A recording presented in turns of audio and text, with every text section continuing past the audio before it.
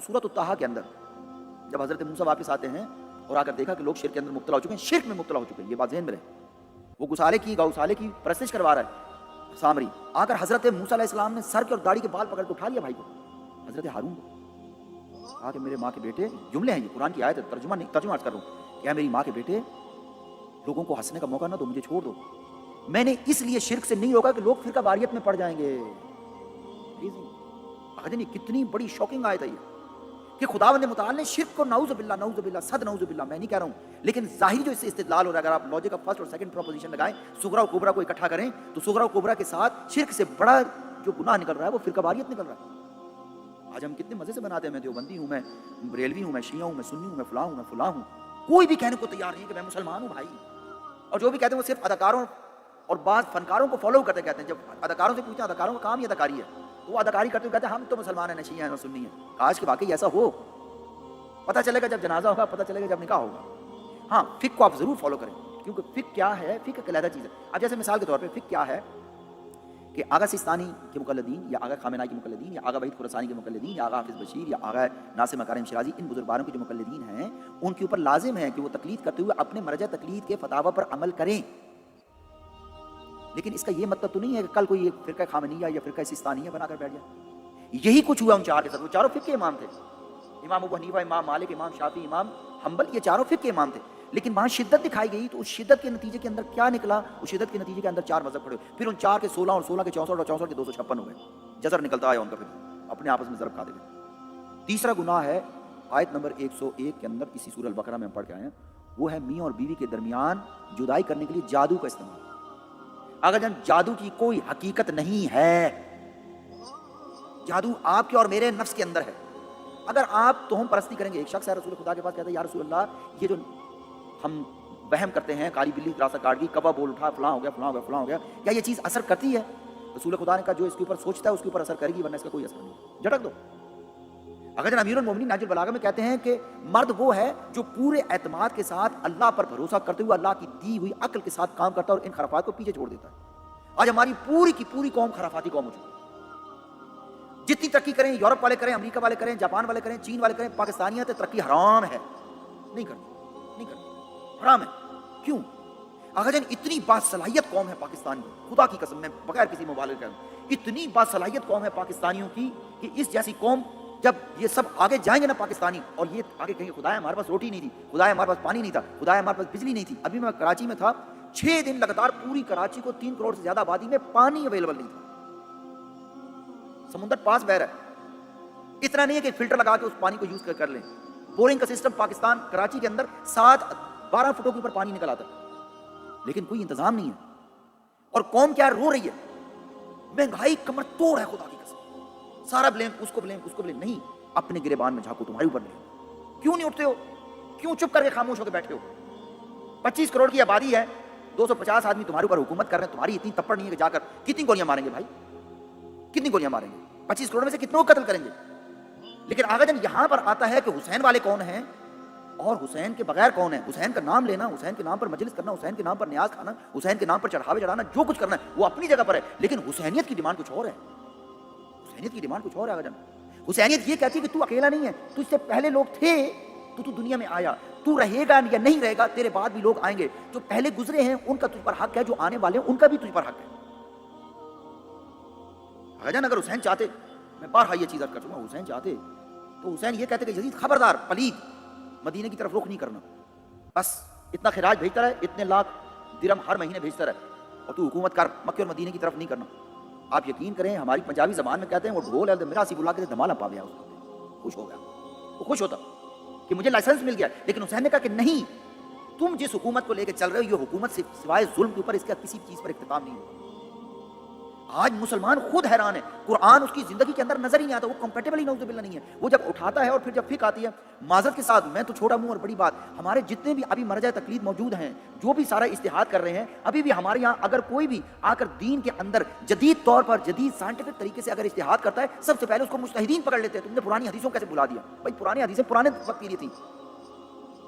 اگر قرآن کی ہر 5 یا 10 سال کے بعد تفسیر نہ کی جائے گی اس وقت کے مطابق، تو انتہائی معذرت کے ساتھ قوم پستی میں چلی جائے گی. تعلیم وہی ہے جو رسول خدا لے کر آئے، قرآن وہی ہے جو رسول خدا لے کر آئے، نماز وہی ہے، روزہ وہی ہے، حج وہی ہے، زکوٰۃ وہی ہے، لیکن آج اس کا ایکسٹریکٹ دوسرا ہونا چاہیے، یہی معجزہ ہے اس کا۔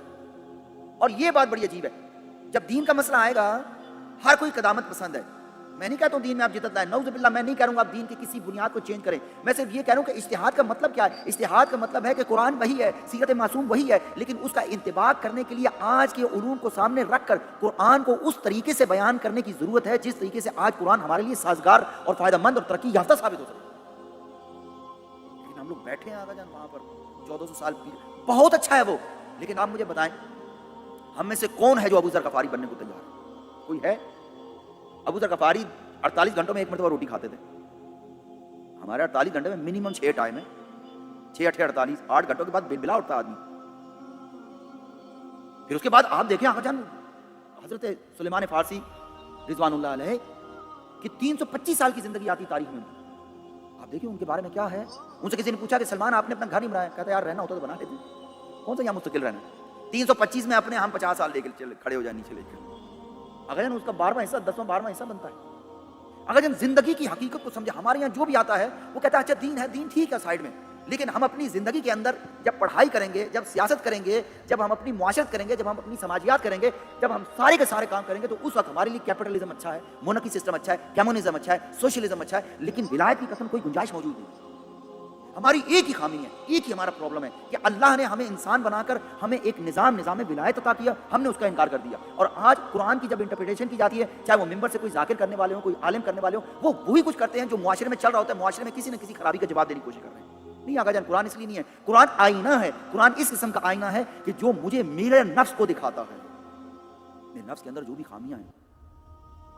آقا جان خدا کی قسم قرآن اتنی پیاری کتاب ہے، لا الہ الا اللہ، ایسی جامع کتاب ہے کہ یہ اگر ملین سال تک بھی امام زمانہ کا اگر خدا نہ خواستہ ظہور نہ ہو، یہ کتاب کبھی خستہ اور پرانی ہونے والی نہیں ہے۔ کتاب شاندار ہے، لیکن جب ہم اس کی حقیقت پر نہیں آئیں گے اور واقعتاً قرآن کی ان آیات کو، ایک ہوتا ہے کہتے ہیں میں نے کب بیچی ہے، ہم نے کب بیچی ہے، ہاں نہیں بیچی ہے۔ جب آپ بیٹھے ہوئے ہیں ممبر کے اوپر، خاص طور پہ جو خطباء ہیں، کوئی بھی ہو، معمم ہو غیر معمم ہو، سید ہو غیر سید ہو، جو بھی یہاں پر آ کر رسول خدا کے ممبر کے پاس آ کے بیٹھا ہے، جب وہ وہاں سے بیان کر رہا ہے، اور اگر مومنین کو، مسلمین کو، ناس کو، عام لوگوں کو اگر اللہ کا پیغام اسی سادے طریقے سے نہیں پہنچا رہا ہے جس طریقے سے خدا کے رسول نے حکم دیا ہے، اللہ نے حکم دیا، رسول نے کر کے دکھایا ہے، تو پھر وہ ان کو خوش کر رہا ہے، تو اس کی نظر انہی چند 100 یا چند ہزار یا چند لاکھ روپوں پر ہے جس کو اس نے مجلس کے اینڈ میں لینا ہے لفافے کی شکل۔ آپ لیں، اس میں کوئی مذائقہ نہیں ہے، پیسہ کون سا آپ نے ساتھ لے کے جانا ہے؟ آپ کوٹھیاں بنائیں، آپ بنگلے بنائیں، لیکن دین تو حقیقی بیان کریں، اور جو حقیقی دین بیان کرے، سب سے پہلا کام کیا ہوگا؟ مومنین اس کا بائیکاٹ کریں گے، اس کی مجلس میں جانا ہی نہیں ہے۔ بھائی یہ ہر وقت نصیحتیں کرتا رہتا ہے، ان کو صرف انجیکشن لگائیں، بیہوشی کے انجیکشن، شیعہ ہوں یا سنی سب وہ بھی کہتے ہیں بس کہو سبحان اللہ، تو سارے کہہ رہے ہیں سبحان اللہ۔ ادھر بھی ہمارے یہاں کہتے ہیں کہ جڑا نعرہ نہ مارسی تو نعرہ اعلیٰ مارسی۔ بھائی کیوں مارے گا نعرے؟ بیچارہ سمجھنے کے لیے آیا، وہاں بیٹھنے کے لیے آیا، دین سیکھنے کے لیے آیا، یہ دین سکھا رہے ہو؟ جو نعرہ نہیں مارے گا وہ حالات زیادہ نہیں ہے، یہ دین سکھا رہے ہو؟ بھائی یہ کون سا دین ہے یار؟ آقا جان دین اتنا سینسٹیو ہے، آپ اس بات پڑھی، میں چھوٹا سا واقعہ کرنا۔ آقا جان ایک دفعہ ایک صحابی ہے امام صادق علیہ السلام آپ کے ساتھ جا رہا۔ آقا جان دیکھیے دین کتنا سینسٹیو ہے، اور دین کس طرح سے ہر انسان کی عزت و تکریم و توقیر کرتا ہے۔ دیکھیے یہ صحابی جا رہے ہیں امام صادق علیہ السلام کے ساتھ، اور اس کے ساتھ اس کا ایک نوجوان غلام تھا جو کرسچن تھا، نوجوان لڑکا تھا، شاید 20-22 سال کا رہا ہو، عمر نہیں لکھی میں اپنے اندازے سے، نوجوان لڑکا تھا۔ تو اس کو پیچھے رکھا ہوا تھا، اس نے سامان بھی اٹھایا ہوا تھا، تھوڑا سا سامان تھا، جو ساتھ امام صادق اس کے ساتھ کہیں سفر پہ جا رہے تھے۔ اچانک جو اس کا مالک تھا، جو امام صادق کا صحابی تھا، اس مالک کو ضرورت پڑ گئی اس غلام کی، اس نے پیچھے مڑ کے دیکھا، وہ پیچھے نظر نہیں آ رہا تھا۔ تھوڑے قدم اور چلتا رہا، امام صادق سے باتیں بھی کرتا رہا، پھر تھوڑی دیر کے بعد اس نے مڑ کے دیکھا کہ شاید اب نظر آ جائے، پھر بھی نظر نہیں آیا۔ تیسری، انشاءاللہ پہلے میں معذرت ایڈوانس عرض کر رہا ہوں، تیسری مرتبہ اس نے مڑ کے دیکھا تو اس کو وہ لڑکا نظر آیا۔ انتہائی معذرت ہے اپنی بہنوں اور بیٹیوں سے اور تمام سننے والوں سے، لیکن یہ تاریخ کا جملہ میں تلخی کی وجہ سے عرض کرنا چاہتا ہوں، اندازہ ہو کیا؟ اس نے مڑ کر اس کو کہا کہ او زانیہ کے بیٹے، وہ بری عورت کے بیٹے۔ امام صادق نے اس کی طرف ایسے دیکھا، زور سے اپنا ہاتھ اپنے ماتھے پہ مارا، کہا تم نے اس کو گالی نکالی؟ اس نے اپنے آپ کو کور اپ کرنے کے لیے کہا کہ اے فرزند رسول، یہ تو کرسچن ہے، ان کے یہاں کون سا نکاح ہوتا ہے؟ امام نے کہا خاموش، اللہ کا دین، دین اسلام ہر معاشرے، ہر مذہب اور ہر دین کے نکاح کو قبول کرتا ہے۔ اگر یہ آج مسلمان ہو جائے اور عالم دین بن جائے، کل یہ نماز لیڈ کر سکتا ہے، کل یہ مرجع تکلیف بن سکتا ہے. میں اپنی زبان میں کرتا ہوں، امام نے یہ نہیں کہا ہے، لیکن یہ نماز لیڈ کر سکتا ہے. اس لیے کہ نماز لیڈ کرنے میں ایک جو چیز ہے، معاشرے کے اندر انسان حلال زیادہ مشہور ہو، حلال زیادہ اس کا مشہور ہونا ضروری ہے. ہمارے یہاں پر موجود ہے یہ. اور وہ بھی جو دین نے، یہ فقہ نے کہا ہے کہ حلال زیادہ اگر نہیں ہے اور خدا نخواستہ مشہور ہے کہ حلال زیادہ نہیں ہے، تو اس کو اگر جماعت سے منع کیا تو اس لیے کہ اس کی توہین نہ ہو. امام نے کہا آقا جان ہمارے یہاں پر میں نے خود بعض لوگوں سے سنا ہے، مسلمانوں کا، میں نہیں کہتا ہوں کس فرقے نے کہا ہے، وہ فلاں فرقے والے، آپ نے وہ سنا ہے. چلے ایک بات جو آپ نے سنی، میں سخت والی بات کو نہیں کہتا، ایک آسان سی بات کہہ دیتا ہوں. مولوی خادم رضوی صاحب، چونکہ انہوں نے پبلکلی کہا ہے، بعض لوگ کہتے ہیں کہ دنیا سے انسان چلا جائے تو اس کی بات نہیں کرنی چاہیے. بھائی دین کی بات ہے نا، کوئی ان کی ذاتی بات تو نہیں ہے. ذاتی بات ہو ان کے اور میرے درمیان ہو تو وہ تو انشاءاللہ کبھی بھی نہیں نکلے گی. لیکن یہ تو میڈیا پہ موجود ہے، ابھی بھی کھول کے دیکھ لیں آپ، یا پھر میڈیا سے اس کو کریں ڈیلیٹ. تقریر کر رہے تھے، اذان شروع ہو گئی. جو ان کے الفاظ ہیں وہی عرض کر رہا ہوں بھائی. کسی نے کان میں آ کر جڑے مولوی صاحب اذان شروع ہو گئی، کہنی اذان ہے جڑے بھابیاں دی اوے نہ سورہ دی ہوندی رہندی ہے. لا الہ الا اللہ. اذان کے اندر کیا کہا رہا ہے؟ اللہ اکبر، اشہد ان لا الہ الا اللہ، اشہد ان محمد رسول اللہ. اور اہل سنت والے تھے تو حی علی الصلاۃ حی علی الفلاح پہ. آقا جان یہ کس قسم کی زیادتی ہے؟ خدا قرآن میں کہتا ہے، اس لیے ہمارے پاس قرآن کا دین نہیں ہے آقا جان. اور اگر کوئی قرآن کا دین لے کر آتا ہے، آقا جواد نقوی صاحب اور اس جیسے جو دوسرے علماء ہیں، آقا محسن نجفی موجود تھے، یا ان کے علاوہ دوسرے جو علماء ہیں، جب وہ اس قرآن کے دین کو لے کر آتے ہیں تو دوسروں کو چھوڑ دیجیے، خود ان کے اپنے مکتب تشیع کے علماء ان کو پڑھ جاتے ہیں یہ کون سا دین لے کر آتے ہیں. آقا جان ہم قرآن کے طالب علم ہیں، قرآن کے طالب، ہم قرآن کے نوکر ہیں. ہم نے قرآن کو بیان کرنا. قرآن ہمارا سید و سردار ہے، علی ہمارا سید و سردار ہے، حسن مصطفیٰ ہمارے سید و سردار ہے. جیسے وہ کہیں گے ہم ویسے کریں گے.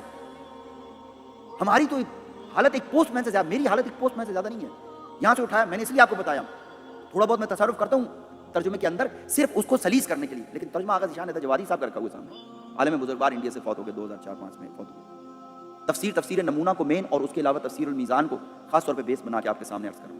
ہاں سلیس انداز میں کہ ہم سے کیسے مربوط ہے، یہ میری طرف سے ایڈیشن ہے. لیکن جہاں سے میں ایڈ کرتا ہوں بات کو آپ کو پتہ. آقا جان قرآن کو سمجھیے، قرآن کے ساتھ تعلق پیدا کیجیے. آپ باقی اگر دین کی کوئی تعلیم حاصل نہیں بھی کر سکتے، کم از کم قرآن کو پڑھ کے خود اس کو سمجھنا شروع کر دیں. ایک بہت خوبصورت جو اردو والے ہیں ان کے لیے بہت اچھا ہے، اور مجھے لگتا ہے کہ انگلش میں بھی اس کا ترجمہ ہے. ہمارے اہل سنت برادران نے بہت اچھا کام کیا اس کے اوپر. امام راغب اصفہانی، ان کی کتاب ہے مفردات القرآن. مفردات القرآن کا کیا مطلب ہے؟ قرآن کا جو ہر ایک لفظ ہے، تقریباً 2000 لفظ آئے ہیں قرآن کے اندر، 2000 لفظ. یہ 2000 لفظ جو ہیں یہ جب موجود تھے، جب قرآن نازل ہو رہا تھا تو اس وقت ان لفظوں کی اوریجن کیا تھی، اس وقت ان کی اوریجن کیا تھی. آپ اس اوریجن کو سمجھ کر جب قرآن کو پڑھیں گے، خدا کی قسم قرآن ایک نیا رخ دکھائے گا، بالکل نیا. یہ کہنا کہ قرآن کے اندر ایسی چیزیں جو انسان کو سمجھ نہیں آ سکتی. بعض لوگ کہتے ہیں قرآن فقط ائمہ کے لیے آئے. اگر قرآن فقط ائمہ کے لیے آئے، وہ تو خود چلتے پھرتے قرآن ہے، وہ کس کے لیے آئے ہیں پھر؟ قرآن آیا عوام الناس کے لیے. اس کو علماء کا، طلباء کا کام یہ ہے کہ قرآن جو نازل ہو کر رسول خدا کے دل پر اترا ہے، امیر المومنین اور امام حسن مصطفیٰ اور ان کے 10 اولادوں کے دل کے اوپر اترا ہے، اس کو لا کر سلیس زبان میں، آسان زبان میں، چاہے وہ اردو ہو، پنجابی ہو، پہاڑی ہو، پشتو ہو، سندھی ہو، بلوچی ہو، کوئی بھی ہو، اس میں آسان کر کے اللہ کا پیغام ان عوام الناس تک پہنچانا ہے. ایک قرآن کی آیت پڑھی، 5 چھکے ہوتے مارے، 6 چوکے دے مارے، 5 ڈبل دے، 6 سنگل دے، مجلس ہو بھائی. یہ مجلس ہے آگا جانا. کیوں آج اتنی مجالس ہو رہی ہیں؟ ہزاروں میں نہیں، لاکھوں میں نہیں، ملینز میں ہو رہی ہیں پوری دنیا کے اندر. لیکن مکتب تشیع کے اندر گراوٹ کتنی ہے، کمی کتنی ہے، پستی، علمی پستی کتنی ہے. آج دشمن ہمارے ہی بیچ میں، اگرچہ وہ شیعہ نہیں ہیں، وہ سیری ہیں، خالی ہیں، لیکن ان کے کلپ بنا کر مکتب تشیع کے بیچ میں ان کے نام سے ٹوسے چلے جا رہے ہیں. کوئی جواب دینے کے لیے تیار نہیں ہے. دشمن تو کرے گا. وہ ایک لائن ہوتا تھا، ظاہراً سید تھا، 36-37 سال کی عمر میں اس کو ہارٹ اٹیک ہو گیا، مر گیا. علی باقر نقوی، آپ اس کے اٹھا کے دیکھ لیں، آپ حیران رہ جائیں گے. ایک وہ ویب سائٹ ہے غلام علی کے نام سے، تباہی مچا کے رکھی ہے. اس کے بعد 7 شریف کے کلپ اٹھا کے دیکھ لیں. وہ اس کا ڈاکٹر عامر لیاقت کا بھائی ہوتا تھا، اس کا نام بھول گیا میں، عامر لیاقت تھا، پتہ نہیں اس کا نام کیا، عمران لیاقت. اسے ایو حل خبیث مر چکا ہے میرا خیال ہے وہ بھی. آقا جان یہ کیا ہو رہا ہے؟ کیوں؟ قرآن سے کوئی تعلق نہیں ہے. ایک وہ ادھر خبیث بیٹھا ہوا ہے، اسی کا عمران لیاقت حسین کا شاگرد، اچھی خاصی عمر کا ہے. خبیث کہہ رہا ہے علی کون ہے؟ علی وہ ہے جو اللہ کا خالق ہے.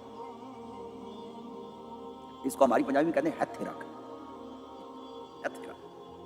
اگر جب قرآن نہیں ہوگا زندگی کے اندر تو نتیجہ کیا نکلے گا؟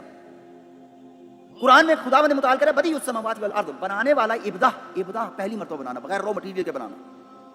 ابداع کرنے والا فقط خدا ہے. لیکن اچھا ایک ہمارے درمیان ایک اور بھی پرانا ہوتا تھا، اب تو نہیں ہے لیکن ابھی بھی اس کی بہت سارے اثرات موجود ہیں، مفوضہ نام سے ایک شیعوں کے اندر فرقہ ہوتا تھا۔ وہ کیا کہتا تھا؟ کہتا سب کچھ بنایا اللہ نے ہے، بنا کر ساری چیزیں جو ہیں وہ اہل بیت کے حوالے کر دی ہیں، اہل بیت اب سارا نظام چلا رہے ہیں۔ نہیں آگا جان کیوں کہہ رہے ہیں آپ اہل بیت کی تعلیمات کو جھٹلا رہے ہیں؟ جب امیر المومنین علیہ السلام کوفے کی مسجد میں اپنی اس خوبصورت آواز میں کہ جنت کے اندر 2 قاری بہت مشہور ہوں گے، جنت کے اندر 2 قاری جن کو انبیاء کان لگا کے سنیں گے، ایک حضرت داؤد ہیں اور ان کے بھی پھر سید و سردار امام علی خود ہیں، وہ جنت کا عظیم قاری کہ جس کے اوپر جسے نبی پاک کہیں گے کہ علی کر تلاوت ہے، وہ علی کہہ رہا نا عبدک الضعیف الذلیل الحقیر المسکین المستقیم۔ تو پھر علی نعوذ باللہ کیا کہہ رہے ہیں؟ کیا علی کا نعوذ باللہ قول و فعل کے اندر کوئی تضاد ہے؟ آقا جان دین کو سمجھیے، علی اس لیے علی ہے کہ علی کے پاس ایک روح تھی، ایک جسم تھا، لیکن علی نے اس روح اور جسم کے کمبینیشن سے، میں نے کل بھی عرض کیا تھا، اس روح اور جسم کے کمبینیشن سے اللہ کی صفات کو ایسے اپنے اوپر کیا ہے کہ رسول خدا نے کہا کہ لا تسبوا علیا، علی کو برا بھلا مت کہو، انہ ممسوس فی ذات اللہ، کہ علی نے اپنے آپ کو اللہ کی ذات میں فنا کر دیا ہے، اور ایسا فنا کیا ہے کہ دیکھنے والا کہہ رہا ہے کہ یہ انسان تو نہیں ہو سکتا، یہ خدا ہے، کون ہے؟ نہیں، خدا نے اپنی تجلیات کی ہیں۔ اب علی بولتا ہے تو لسان اللہ ہے، سنتا ہے تو اذن اللہ ہے، ہاتھ اٹھاتا ہے تو ید اللہ ہے، اگر وہ مڑتا ہے اللہ کے دین کے لیے تو جنب اللہ ہے۔